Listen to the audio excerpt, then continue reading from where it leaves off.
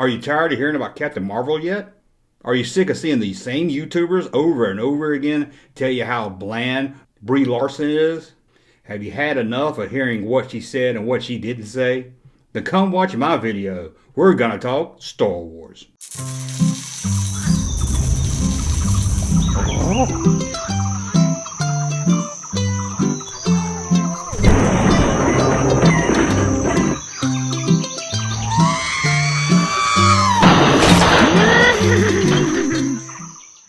Welcome back to the Junk Room, everybody. It's me, the Junkman, coming back at you with another video. Got it right that time on the first take. Anyway, before we get started, as always, support this channel. Head over to patreon.com. Just double click on your measles right up there, and you'll be taken to the Patreon website where you can support this channel for as little as $2 a month. And if you want to support this channel another way, head over to thatjunkman.com and buy some tea. And I'm not going to tell you about t-shirts. I'm going to tell you about some new mugs we got. That's right, we've got Kenner-style Star Wars mugs. 4 new ones, and let's take a look at them.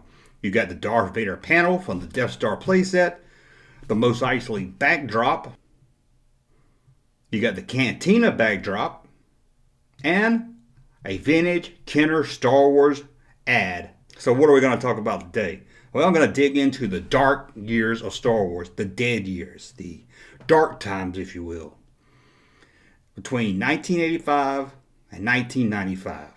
This, to me, is considered the dark years of Star Wars. You have Kenner wrapping up their movie line in 1985. Early in 1996, you had Marvel finishing up their Star Wars comic book line.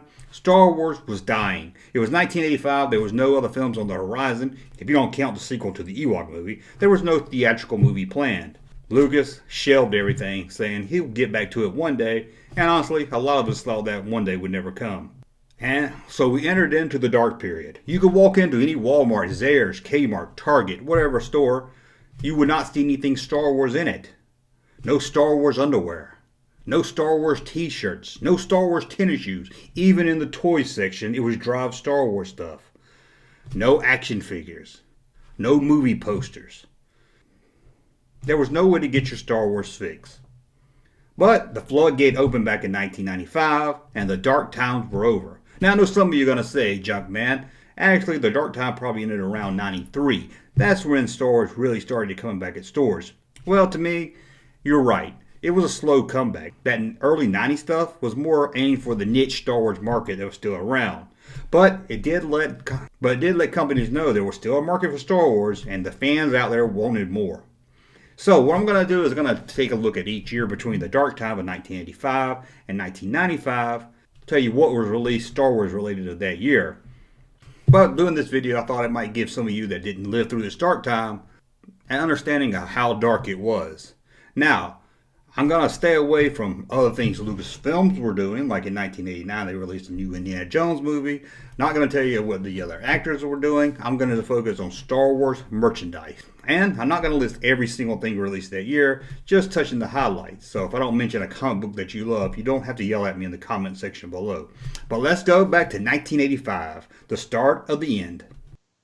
Next Saturday morning, there's something brewing. Chihuahua. As everything was wrapping up, some things were beginning. We've got the Ewoks and Droids cartoon premiering. Now I was a little too old for this in 1985. Never really cared about it. In fact, I never even watched them until I think last year I did a reaction video of me watching one of the Droids episodes. Never really got into this. Also in 1985, we got the second Ewok television movie. So Star Wars was dying, so they were still trying to push out stuff for the kids with the Ewok movies, the Ewok cartoon, and the Droids cartoon series. So let's move on to 1986. Finally, you could put away that Star Wars A New Hope soundtrack vinyl because Star Wars A New Hope finally got released on CD. This is kind of surprising because Lucasfilm usually likes to wait around to see how a new format does before he releases it. Took forever to get Star Wars on DVD, but here in 1986 we got the release of the soundtrack of A New Hope on CD. But as things were ending, some things were starting up. The Hamilton Plate Collection released their Star Wars collectible plates. The first one to be released, Han Solo. I don't know about you, but I love to eat some scrambled egg and grits off that in the morning. So we're done with 1986. Not much there. Let's talk 1987. I see they're loading our navigator R2-D2, and then we'll be on our way. So sit back, relax, and enjoy the flight. Star Tours 45, elevator platform has been activated. Commence final pre-launch sequence. Roger, Control. Disney took on Star Wars when they opened the 3D theme park ride Star Tours. Also that year, the fan club dropped down to 5,000 members, and Lucasfilm closed down the official Star Wars fan club, releasing the last of their monthly magazine, Bantha Tracks. But don't worry, they did start up Lucasfilm Fan Club. Also starting up in 1987, West End Games released the source book for their role-playing Star Wars game. This really helped Star Wars fans learn a lot more about Star Wars. This was the first really detailed book about characters, planets, and everything you wanted to know. Now, 1988, Glasslight,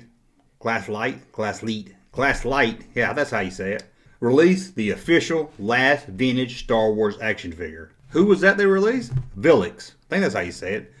Villix? I've heard it pronounced different ways. Anyway, this figure was only released in Brazil.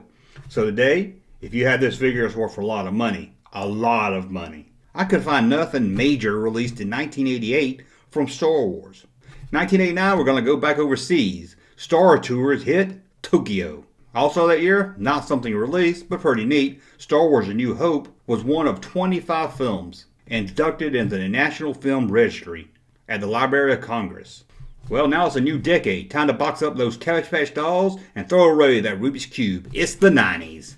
I only could find one good thing to talk about here also. Lucas Fan Club released a bronze Yoda statue, but only made 50 of them and the retail price was $500. That's about all I could find. Now, I might have missed something, but there was nothing major released in 1990. But don't worry, the flood was coming. 1991, Star Wars returned to the bookstores with Timothy Zahn's Heir to the Empire. This novel hit #1 on New York Times best-selling list. A lot of people at this time had already brushed Star Wars off, or it only had a small niche audience. But this proved there was a market out there for Star Wars, and they were looking to buy anything they could. Ending out 1991, Nintendo jumped on the bandwagon, releasing the Star Wars video game. Comic book company Dark Horse released their sequel to Return of the Jedi, Dark Empire. As you can see now, there was starting to be water at the dam, but it still hadn't busted. 1992, Star Wars novels was a hot thing. With the success of Timothy Zahn's Heir to the Empire, Lucasfilms was throwing books all over the toy store. Lucasfilms were releasing all kinds of books. Besides Timothy Zahn's sequel to Heir to the Empire, Dark Force Rising, there was other books also released, such as The Glove of Darth Vader. 1992 ended much like 1991. Nintendo again released a Star Wars video game. This time they released Super Star Wars for the Super Nintendo. And Dark Horse was back again with Dark Empire #2. In 1993, the water at the dam was getting to the top. We were getting all kinds of stuff, but I still technically wouldn't call the dark times over just yet. LucasArts released 2 PC games of Star Wars. First up, Star Wars X-Wing, and the other, Rebel Assault. Nintendo continued their yearly Star Wars game, releasing Super Empire Strikes Back for the Super Nintendo. Just Toys returned Star Wars to the toy aisles with their Bend-'em action figures. And the Topps Trading Card Company got into the act, releasing Star Wars Galaxy Trading Cards. If you were a Star Wars fan in 1993, the dark time was over for you. As for Dark Horse Comics, they were still releasing Star Wars comic books, such as Tales of the Jedi, and Galoob expanded the toy market of Star Wars with their Micro Machine collection. If you were a Star Wars fan in 1993, the dam probably busted right here. But if you were just a common Star Wars fan that didn't hang out on a Friday night at a comic book store or your Saturday nights at a Toys R Us, you probably didn't realize the return of Star Wars. Let's look at 1994, a year before the dam would bust. It was comic books and novels was the big thing. Seems like every month or every week there was a new comic or novel released. There was novels such as The Courtship of Princess Leia, Jedi Search, and Dark Horse revamped Droids and released a comic book based on A New Hope. Once again, Nintendo finished off the year releasing their Super Return of the Jedi game, again for the Super Nintendo. And Kenner, now under Hasbro, would test the water with Star Wars toys with their Star Wars Action Master diecast line. And now, here we are at the final year of the dark times, 1995. This is the year where even the casual Star Wars fans knew, and it was selling big. Kenner, again under Hasbro, released for the first time in over 10 years Star Wars action figures with their Power of the Force line. Not to be confused with the Kenner 1985 Power of the Force line. Still not really sure why they kept that name around. I guess they just wanted to confuse people on eBay. And the PC got a new game with their Doom-like Dark Forces. Of course, you got more book releases like Children of the Jedi or Heirs of the Force. And it was announced that work on the first Star Wars movie, the first prequel to Star Wars, Episode 1, The Phantom Menace, had started. Also in 1995, Lucasfilm released Star Wars on VHS for the last time in their original cut. And Lucasfilm announced to celebrate the 20th anniversary of Star Wars, all 3 films would be released in 1997 with new special effects. So it was clear Star Wars was back. The toys were selling, the books were selling, the comic books were selling, the films were being re-released in 2 years, and there was a lot of hype about Episode 1. The dark time was over. And it seems, since then, it hasn't ended. I hope you made it through those dark years okay when you couldn't go into a grocery store and find a Star Wars fruit roll-up. I'll be back again with another video very soon. As always, hit subscribe, ring that bell, leave some comments, and let's talk Star Wars. Thank you, sir, for that unsolicited testimony.